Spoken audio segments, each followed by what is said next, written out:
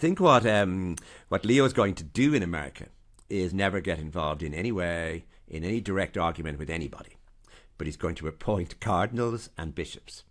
over the next decade, which will mean that in every diocese and in every place where there's a cardinal, there will be people who are known not necessarily for their liberalism as much as their good sense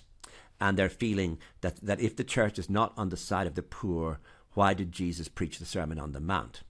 Now, the problem starts with Jesus, and there are no two ways. No one else is blaming Jesus in this, but Jesus is the problem here, because Jesus gave the Sermon on the Mount, and if we just take the Sermon on the Mount and even take the idea of love your neighbour as yourself, but all the things he said in the Sermon on the Mount that we should do, for example, about prisons, that all the charity we should give, and it's beautiful. The Sermon on the Mount is a wonderful, wonderful document. But he also said, "Thou art Peter, and upon this rock I will build my church."